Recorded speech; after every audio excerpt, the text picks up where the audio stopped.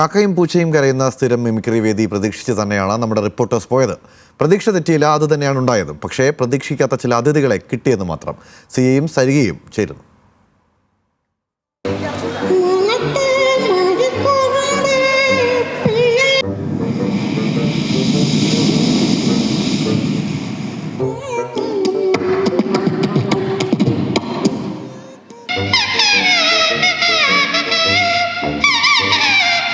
HSS കാക്ക 4.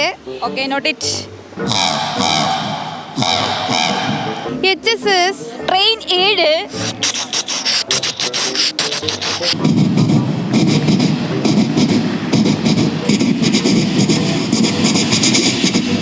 Love bird.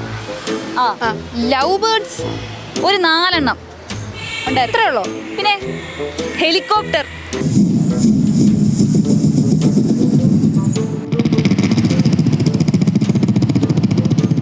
അടുത്തത് ഉമ്മൻചാണ്ടിയും VS അച്യുതാനന്ദനും. അത് സ്ഥിര സാധനമല്ലടാ.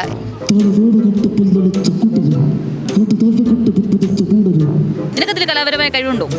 കാണണോ? കാണണം. കാണിച്ചു തരാം, വാ. ട്രെയിൻ ഒന്ന് കാണിക്കും. ട്രെയിൻ കാണിച്ചു തരാം. ഗൈസ് നോക്കിക്കോ. മിമിക്രിയാണോ? അയ്യോ, ഇങ്ങനെയാണോ മിമിക്രി ചെയ്യല്? എന്തായാലും നിങ്ങൾ ആ മിമിക്രിക്ക് വേണ്ടി പരിശ്രമിച്ചതിന് നന്ദി. കാരണം ഞങ്ങൾ മിമിക്രി കലാകാരങ്ങളുടെ ഒരു കുടുംബമാണ്. ഇതെൻ്റെ മകനാണ്. കഴിഞ്ഞ 3 വർഷമായിട്ട് ഇതപ്പോൾ ഈ 3 വർഷമായിട്ട് തുടർച്ചയായിട്ട് എ ഗ്രേഡാണ് മിമിക്രിയിൽ. എൻ്റെ അബാൻ അഷ്റഫ്. അബാൻ എന്താ പറയാനുള്ളേ? സന്തോഷമുണ്ടോ?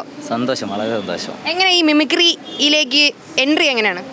ഞാൻ ചെറുപ്പം മുതലേ പന മിമിക്രി കണ്ടാണ് വളരെ. അതായത് തിരുവനന്തപുരത്ത് ആദ്യമായിട്ട് താത്താടെ കൂടെ മിമിക്രി മത്സരത്തിൽ വന്നു 8ാം ക്ലാസ്സിൽ പഠിക്കുന്ന സമയത്ത്. അന്ന് അവൻ കുഞ്ഞാണ്.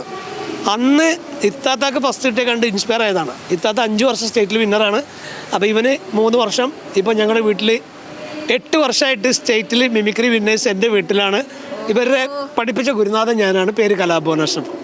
മിമിക്രി ഫാമിലിയാണ് നമുക്ക് കിട്ടിയേക്കുന്നത്. അച്ഛൻ, മകൻ, ചേച്ചി, അങ്ങനെ ഒരു 8 വർഷമായിട്ട് മിമിക്രി അവാർഡ്സ് ിക്കുന്നവരാണ് ഇവര്. അപ്പൊ എന്തായാലും നമുക്ക് വേണ്ടിയിട്ട് ഒരു 2-3 ശബ്ദം. ആദ്യം ഷൈൻ ടൗൺ ചാക്കോടെ വെച്ച്. ഇയാളെന്താണ് ഈ പറയണേ? ഇതൊരു സിനിമയുടെ ഇൻ്റർവ്യൂ അല്ലേ? ആണ്.